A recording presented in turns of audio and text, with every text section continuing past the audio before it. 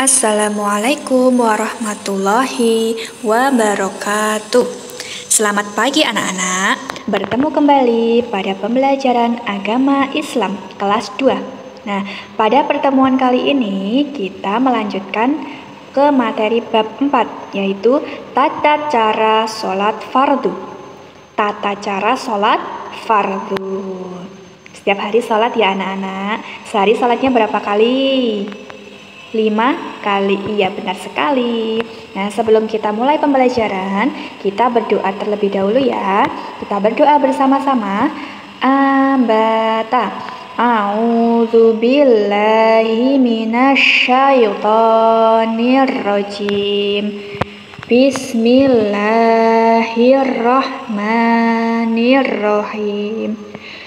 Raditu billahi rabbah wa bil islami dina wa bim muhammadin nabiyya wa rasula rabbi zidni ilma warzuqni fahma amin ya rabbal alamin. Nah, semoga pada pembelajaran kali ini kita bisa mengikutinya dengan lancar dan paham, amin ya Allah. Nah, langsung saja kita menuju ke materi. Sudah siap ya anak-anak? Insya Allah sudah siap. Oke, kita mulai. Masih ingatkah kalian pada pelajaran tentang sholat fardu di kelas 1 kemarin? Masih ingat tidak tentang sholat fardu? Nah, kalau sudah lupa atau ada yang lupa, mari kita belajar ya. Yang akan kita pelajari bersama adalah yang pertama, pengertian sholat. Kedua, macam-macam sholat fardu beserta waktunya. Yang ketiga, tata cara sholat. Nah, ketiganya ini harus sesuai dengan ajaran Rasulullah. Sesuai dengan ajaran Rasulullah. Nah, dalil pokoknya kita baca bersama-sama ya. Tirukan Bu Fitri. A'udzu billahi minasyaitonir rajim. Bismillahirrahmanirrahim. Wa aqimus sholata wa atuz zakah warka'u ma'ar raki'in. Kita ulangi lagi. Wa aqimus sholata wa atuz zakah warka'u ma'ar raki'in. Kita baca sekali lagi bersama-sama. Wa aqimus sholata wa atuz zakah warka'u ma'ar raki'in. Artinya, dan dirikanlah sholat, tunaikanlah zakat, dan rukuklah beserta orang-orang yang rukuk.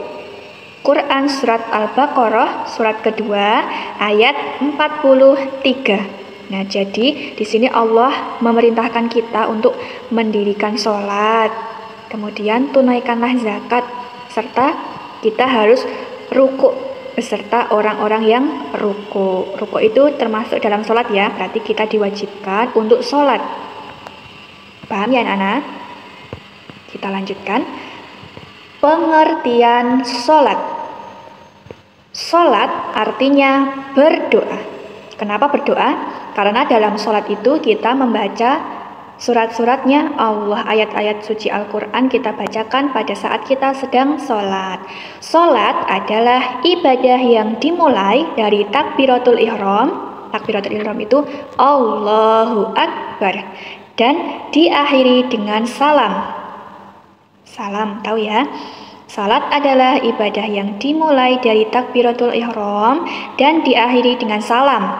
Salat adalah ibadah yang pertama kali ditanyakan oleh Allah di akhirat. Jadi saat kita sudah meninggal nanti, amal ibadah yang pertama kali ditanyakan oleh Allah adalah ibadah salat.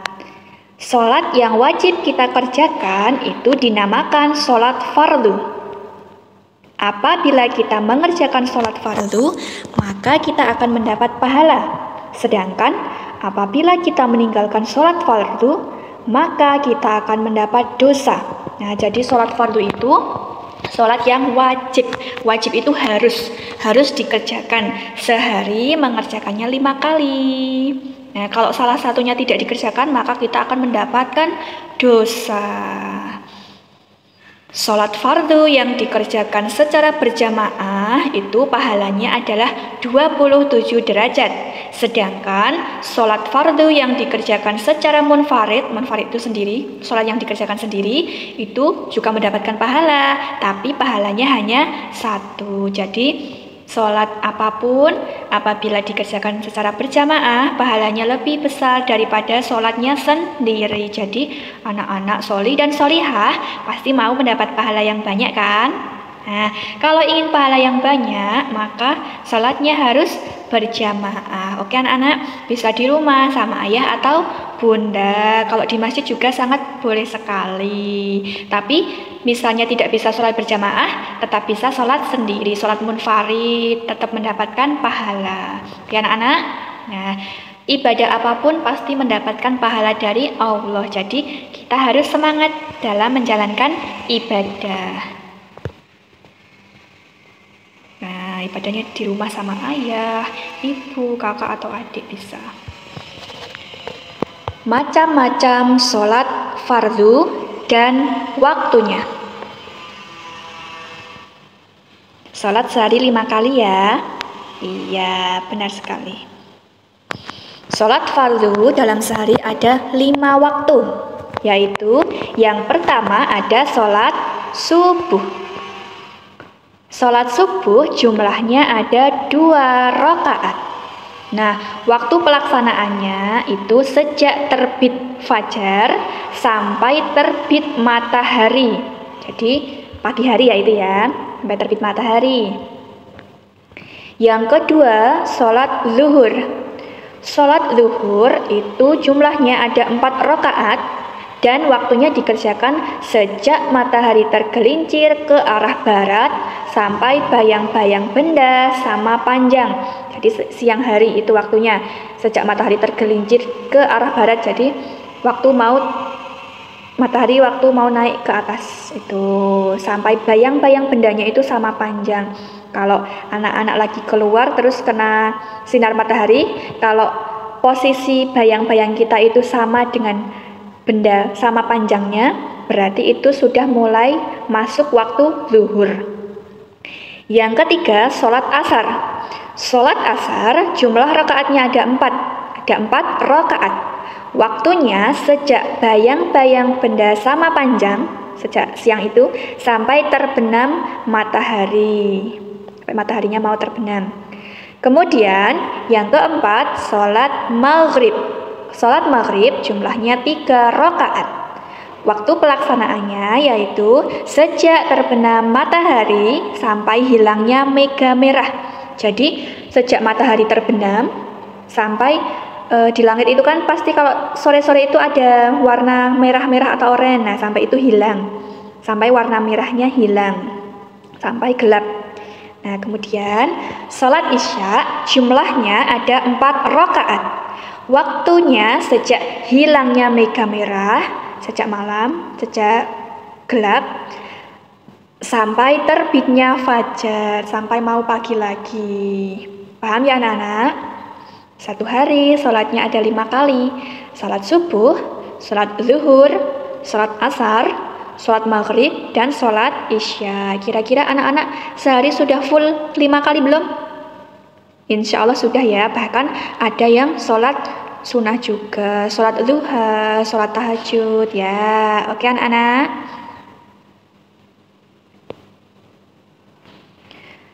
Yang ketiga, pembahasan yang akan kita bahas adalah tata cara sholat sesuai ajaran Rasulullah Shallallahu Alaihi Wasallam.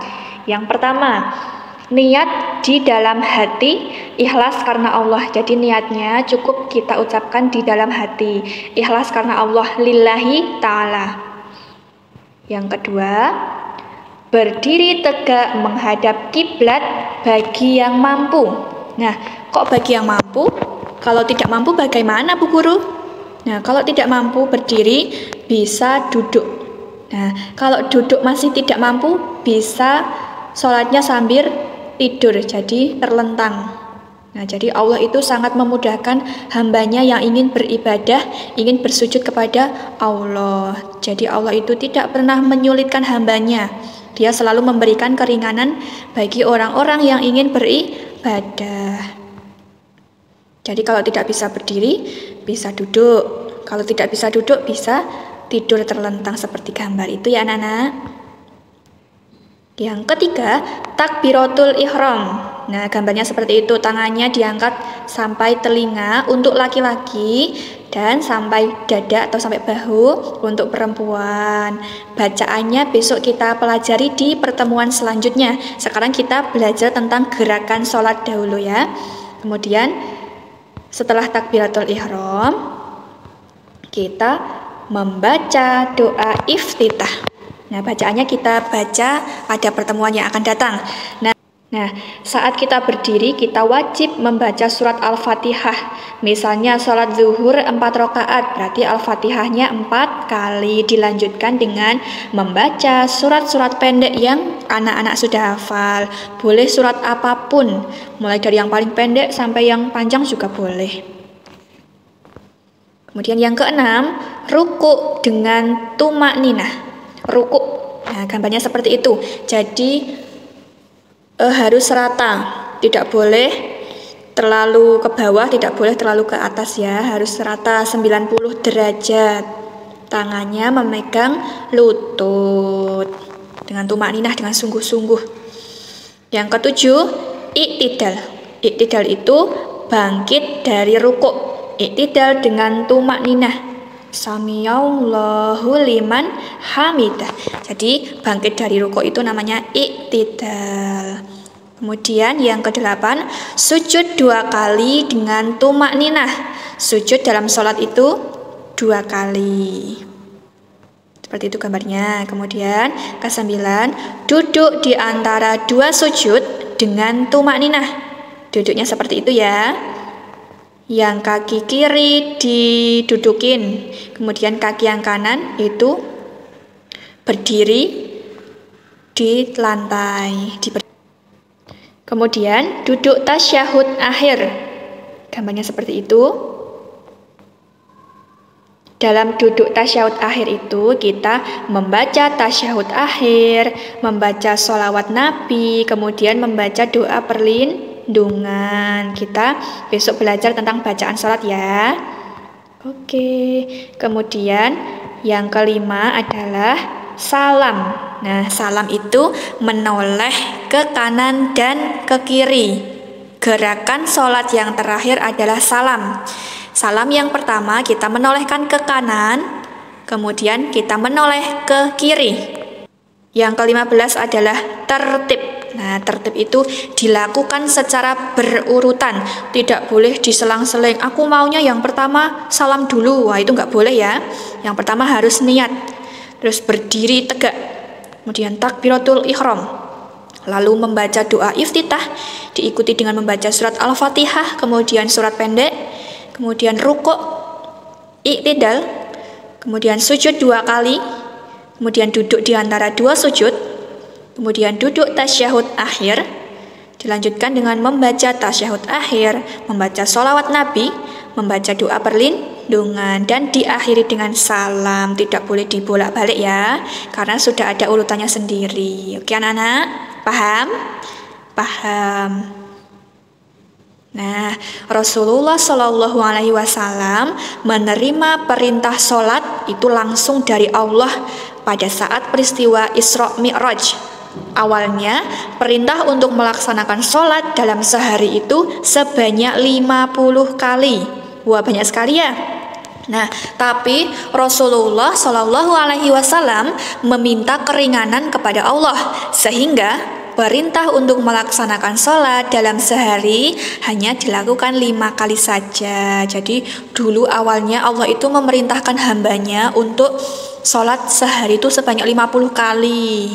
Nah, karena Rasulullah itu merasa itu terlalu banyak, kasihan umatnya, nah sehingga Nabi Muhammad meminta keringanan kepada Allah, dan jadilah sekarang sholatnya sehari cuma 5 kali. Jadi kalau sehari cuma 5 kali, kita harus rajin, harus tertib sholatnya. Kalau kita mendengarkan azan, kita langsung siap-siap untuk sholat, karena azan itu merupakan panggilan dari Allah untuk beribadah, untuk melaksanakan sholat. Siapa yang di rumah sudah tepat waktu sholatnya? Siapa? Sudah ada? Sudah ada, insya Allah anak solih solihah semuanya sholatnya sudah tertib ya. Oke.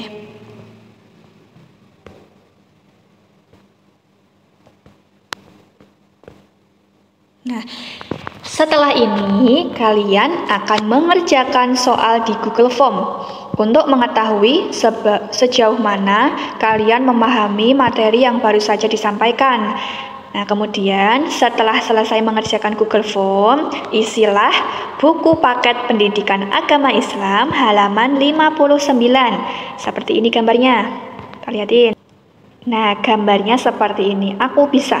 Gambarlah emotikon ini yang senyum untuk jawaban sudah, dan emotikon sedih untuk jawaban belum. Ada 5 ya, tinggal menggambar saja. Tapi sebelum menggambar ini, sebelum mengerjakan ini, kalian mengerjakan Google Form dulu, biar kalian tahu sudah bisa atau belum ya. Oke anak-anak. Nah, terima kasih telah mengikuti pembelajaran dari Bu Fitri. Semoga pembelajaran kali ini bisa membantu kalian dalam memahami materi. Kita akhiri pembelajaran kali ini dengan membaca hamdalah bersama-sama. Alhamdulillahirabbil alamin. Wassalamualaikum warahmatullahi wabarakatuh.